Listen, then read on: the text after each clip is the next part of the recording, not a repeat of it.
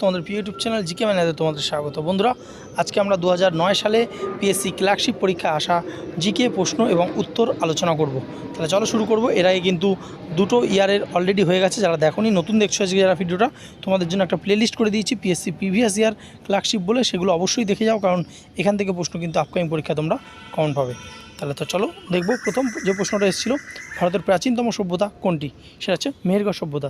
এই মেহেরগড় সভ্যতা কিন্তু বর্তমানে বালুচিস্তানে অবস্থিত। নেক্সট 2 নম্বর প্রশ্ন, যে আনন্দমঠ এর রচয়িতাকে? সেটা হচ্ছে বঙ্কিমচন্দ্র চট্টোপাধ্যায়। তো আনন্দমঠ যে গ্রন্থটা, বঙ্কিমচন্দ্র চট্টোপাধ্যায় সন্ন্যাসী বিদ্রোহের আবহে কিন্তু এটা রচনা করেছিলেন। 1882 সালে এই যে গ্রন্থটা তিনি রচনা করেছেন, এবং এই আনন্দমঠ গ্রন্থেই কিন্তু ভারতবর্ষের যে জাতীয় সং, ন্যাশনাল যে সং রয়েছে বন্দে মাতরম, সেটা কিন্তু পাওয়া যায়। প্রত্যেক কটা প্রশ্ন কিন্তু বিভিন্ন সময় পরীক্ষায় এসছে। নেক্সট 3 নম্বর প্রশ্ন, আদিনা মসজিদ কোথায় অবস্থিত? সেটা হচ্ছে পান্ডুয়া। মালদার পান্ডুয়াতে আদিনা মসজিদ অবস্থিত, এবং সিকেন্দার শাহ এই মসজিদটি তৈরি করেছিলেন।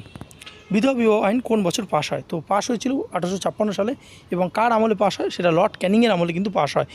বিধবা বিবাহ আইনে যে নিবারণ করার জন্য এটা কিন্তু বিদ্যাসাগর কিন্তু অনেক সাহায্য করেছিলেন। এবং এই যে আইনটা, এই আইনটা কিন্তু যে উদ্ভব হয়েছিল কিন্তু লর্ড ডালহৌসির সময়কালে, কিন্তু পাশ হয় লর্ড ক্যানিংয়ের সময়কালে। এটা কিন্তু মাথায় রাখবে, ভুলাবে না। নেক্সট, নাগার্জুন সাগর যে প্রকল্পটি, এটা কোন নদীর তীরে অবস্থিত? এটা হচ্ছে কৃষ্ণা নদীর তীরে অবস্থিত হচ্ছে নাগার্জুন সাগর। নেক্সট, খনিজ তেল কোন শিলার তরল রূপ? এটা হচ্ছে পাললিক শিলা। পাললিক শিলার তরল রূপই হচ্ছে খনিজ তেল।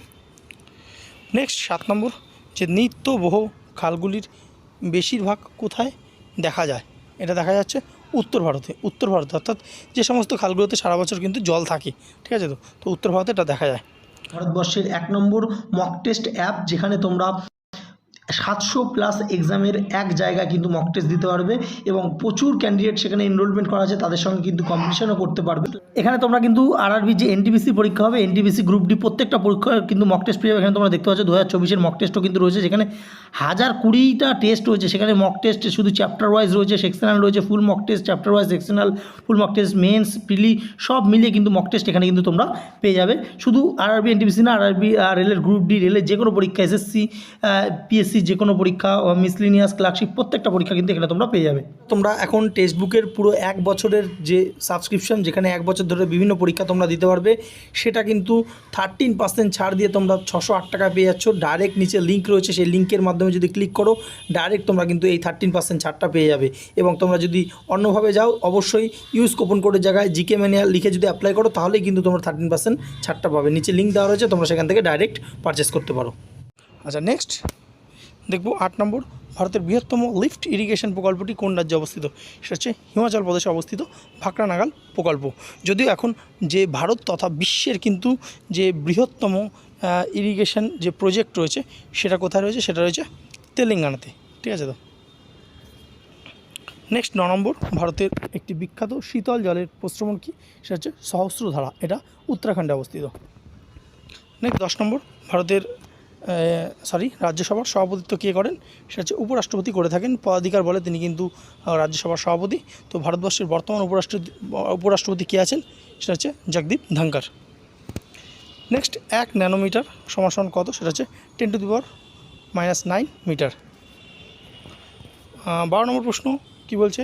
যে চাঁদে 2 জন ব্যক্তি দাঁড়িয়ে পাশাপাশি কথা বললে একে অন্যের কথা কি আদৌ শুনতে পাবে না? অর্থাৎ কেন পাবে না? কারণ চাঁদে কোনো বায়ুমণ্ডল নেই। আমরা যে কথাবার্তা বলি, সেটা বায়ুমণ্ডলের মাধ্যমে এক জায়গা থেকে এক জায়গায় পৌঁছে যায়। তোমরা জানো যে শব্দ কিন্তু কোনো মাধ্যম ছাড়া যেতে পারে না, অর্থাৎ শব্দ কিন্তু শূন্য মাধ্যম ছাড়া শূন্য মাধ্যমে যাতায়াত করতে পারে না, ঠিক আছে? তো এই জন্য কিন্তু কেউ শুনতে পারবে না। নেক্সট, কিলোওয়াট ঘন্টা, এটা কোন ভৌত রাশির পরিমাপ? সেটা হচ্ছে তড়িৎ ক্ষমতার পরিমাপক একক হলো কিলোওয়াট ঘন্টা। 14 নম্বর প্রশ্ন, একটি ইলেকট্রন বর্জন করে কোনো পরমাণু নিম্নলিখিত কোন শ্রেণীতে পরিণত হয়? ইলেকট্রন যখন বর্জন করে দেবে তখন ক্যাটায়নে হয়ে যাবে, ঠিক আছে? তার যখন গ্রহণ করবে তখন অ্যানায়ন হয়ে যাবে। নেক্সট, একটি তড়িৎযোজী এবং একটি সমযোজী যৌগের জোড় হলো, সেটা হচ্ছে CaO এবং H2O। তো CaO হচ্ছে তড়িৎযোজী এবং H2O হচ্ছে সমযোজী। তড়িৎযোজী জানো তোমরা যে যখন ইলেকট্রন চলে যায় বা ইলেকট্রন গ্রহণ করে তখন তড়িৎযোজী হয়। আর সমযোজী হচ্ছে একটা বা একাধিক যে ইলেকট্রন, দুটো মৌল কিন্তু একই জায়গায় থেকে তারা কিন্তু দুজনেই ইউজ করছে এমন ইলেকট্রন, সেটা হচ্ছে সমযোজী। তো এটা হচ্ছে জল। নেক্সট 16 নম্বর সমাজবাদী পার্টির সাধারণ সম্পাদক কে? এটা তখন ছিল অমর সিং, এখন বর্তমানে রয়েছেন অখিলেশ যাদব। ভারতের লোক সংখ্যা কত? এটা তখন ছিল এত বিলিয়নের ওপর কিছুর ওপর, অর্থাৎ 1.10 বিলিয়নের কিছু ওপর। তো তোমরা জেনে রাখো 2011 সেন্সাস হয়েছে সেই অনুযায়ী ভারতের যে জনসংখ্যা প্রায় 121 কোটি। চাক দে ইন্ডিয়া চলচ্চিত্রে শাহরুখ খান কোন চরিত্রে অভিনয় করেছিলেন? সেটা হচ্ছে কবির খান, অপশন বি। 19 নম্বর বেজিং অলিম্পিক্সের কোন বিভাগে ভারত স্বর্ণপদক পেয়েছিল? সেটা হচ্ছে শুটিং বিভাগে পেয়েছিল, এবং অভিনব বিন্দ্রা তিনি কিন্তু শুটিং বিভাগে এই যে স্বর্ণপদক পেয়েছিল। নেক্সট কোন পার্টি বামফ্রন্ট সমর্থন প্রত্যাহার করার পর ইউপিএ সরকারকে সাহায্য করতে এগিয়ে এসেছে? তখনকার কারেন্ট অ্যাফেয়ার্স, তখন এসপিএস ছিল, সমাজবাদী পার্টি এগিয়ে এসেছিল। তো এই ছিল ভিডিওটা, ভালো লাগলো অবশ্যই লাইক করুন, বন্ধুদের সাথে শেয়ার করতে ভুলো না। ধন্যবাদ। সাবস্ক্রাইব করুন আমাদের চ্যানেল জিকে ম্যানিয়া আর লেটেস্ট ভিডিও নোটিফিকেশনের জন্য বেল আইকনটি প্রেস করুন।